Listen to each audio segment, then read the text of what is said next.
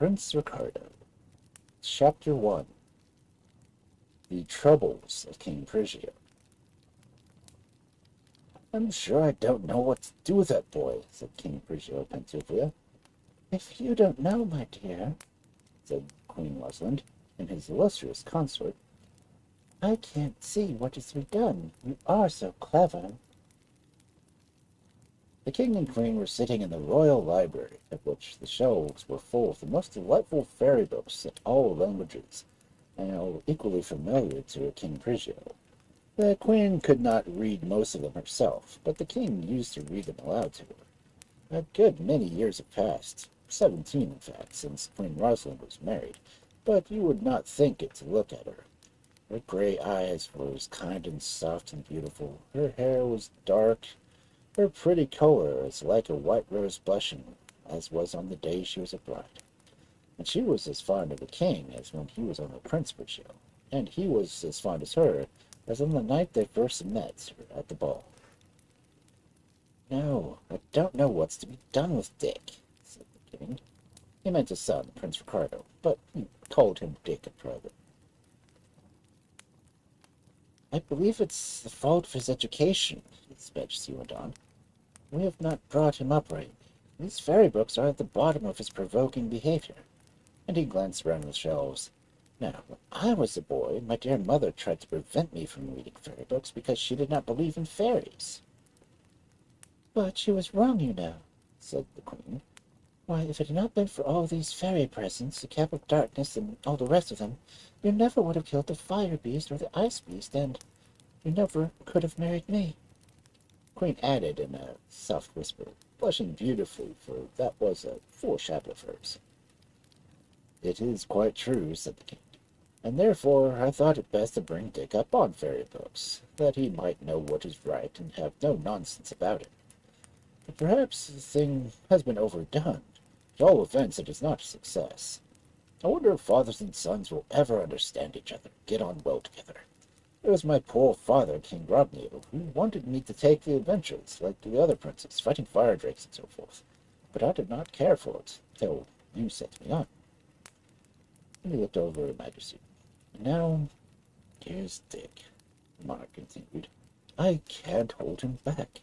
He's always after a giant or a dragon or a magician, as the case may be. He will certainly be proud for his examination at college. He never opens a book. What does he care? Of all the adventures he can hear about. Idle, restless youth. Oh, my poor country, when I am gone, they may not have to be the misfortunes under Ricardo." But there his majesty sighed, and seemed to plunge into thought. "But you are not going yet, my dear," said the queen. "Why, you are not even 40, and young people will be young people. You were quite proud when poor Dick came home with the first brace of gigantic fierce birds, killed off with his own sword. You're such a pretty princess he had rescued. Dear Jaqueline, I'm sure she is like a daughter to me. I cannot do without her." "I wish you were a daughter-in-law. I wish Dick would take the fancy to marry her," said the king. "Nicer girl I never saw." "And so accomplished," added Queen Rosalind. "That girl can turn herself into anything. A mouse, a fly, a lion, a wheelbarrow, a church. I never knew such a talent for magic. Of course she had the best teachers, the fairy Parabana herself. But very few girls in our time devote so many hours to practice as their Jaqueline. Even now, when she is out of school, she still practices her scales. I saw her turn a little doodie into a fish and back again in the bathroom last night.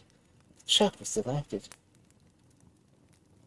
In these times, you must know, princesses learned magic, just as they learn piano nowadays, but they had their music lessons too, dancing, calisthenics, and the use of the globes. "Yes, she's a dear, good girl," said the king. "Yet she looks melancholy. I believe myself that if Ricardo asked her to marry him, she would not say no. But that's just one thing of the objective most in Dick. Around the world he goes, rescuing ladies from every kind of horror, from giants, dragons, cannibals, magicians, and the girl naturally expects to be married to him, as usual, often right. has no more heart than a flounder. Why, at his age, I... His age, dear. You are hard-hearted, and you are quite the proverb. Why, I've been told that you used to ask girls dreadful, puzzling questions like, who is Caesar Borgia? Or what do you know of Edward or Marca? So, I had not seen you then, said the king. and Ricardo has not seen her, whoever she may be. Besides, he can't possibly marry all of them. I think a girl should consider herself lucky to be saved from a dragon or a giant without expecting to be married the next day. Perhaps, but it is usual, said the king, and their families expect it, and they keep sending ambassadors to know what Dick's intentions are. I would not mind it so very much if he killed the monsters off his own sword, but he did that in the first brace, in a fair fight. But never since he has found a way into that closet, the fairy gifts, why, everything has been made too easy for him. This is the road to glory, or a giant slaying made easy. It's his cap of darkness, a poor brute of a dragon can't see him. And his shoes of swiftness, the giants can't catch him. And his sword of softness could cut the oak asunder with a blow. But you were very glad of them when you made the ice beast and the fire beast fight and kill each other, said the queen. Yes, my dear, but it wanted some wit, if I must say so, to do that. Dick just goes at it with hammer and tongs. Anybody could do that. It's intellect that misses Ricardo. How am I to know whether he could make a good fight for it without all these fairy things?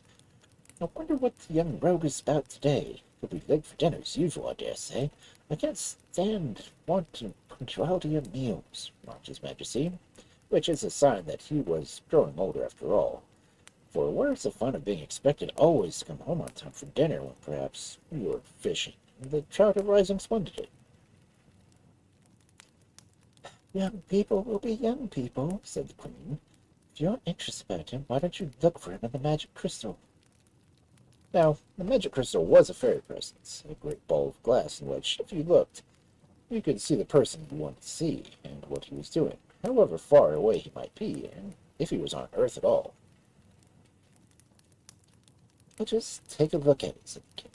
If only once 3/4 of an hour to dinner time, you can buy these glasses now from the Psychical Society at half a crown and upwards. His Majesty rose and walked to the crystal globe, which was in a stand like other globes.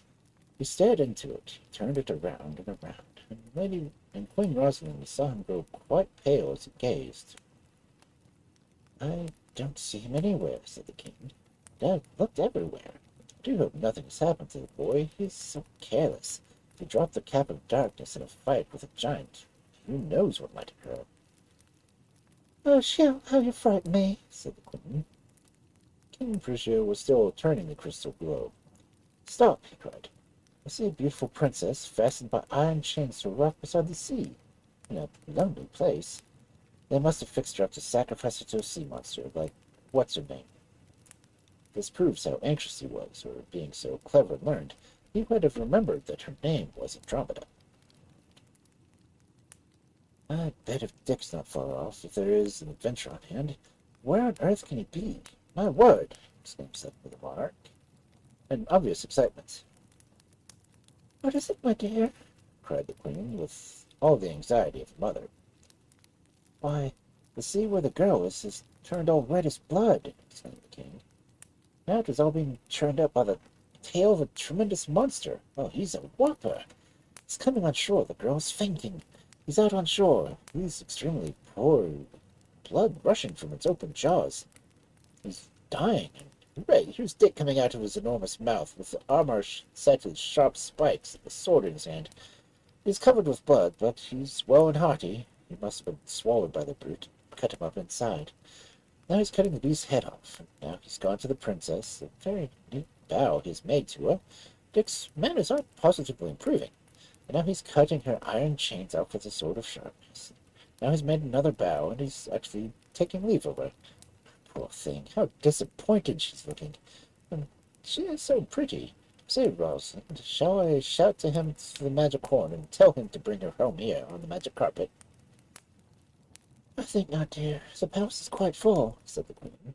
But the real reason was that she wanted Ricardo to marry her favorite princess, Jaqueline. and she did not wish the new princess to come in the way. "As you like," said the king, who knew that was on her mind very well. "Besides, I see her own people coming for her. I'm sorry for her, but it can't be helped, and Dick is halfway home by now with his usual swiftness.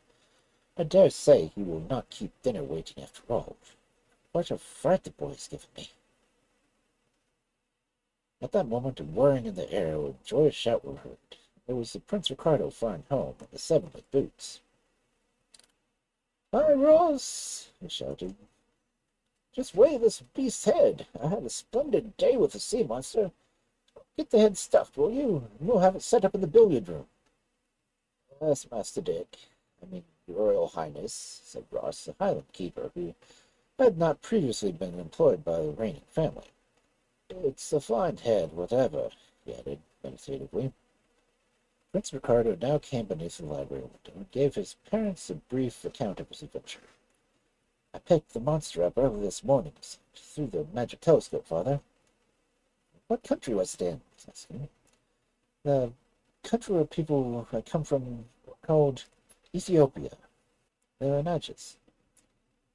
"And what part of the globe is Ethiopia, Ricardo?" "Oh, I don't know. Asia, perhaps," answered the prince. The king groaned. "That boy will never understand our foreign relations. Ethiopia is in Asia," he said to himself, but he did not choose to make any remark at the moment. The prince ran upstairs to dress. On the stairs he met Princess Jaqueline. "Oh, Dick, are you hurt?" she said, turning very pale. "No, not I, but the monster is. I had a capital day, Jack. Rescued a princess, too." "Oh, was she very pretty, Dick?" "Oh, I don't know. Pretty enough, I dare say. Much like other girls. Why, you look quite white. What's the matter?" Now you look all right again, for indeed the Princess Jaqueline was blushing. "Oh, I must dress. I'm ever so late," he said, hurrying upstairs, and the princess, with a little sigh, went down to the royal drawing room.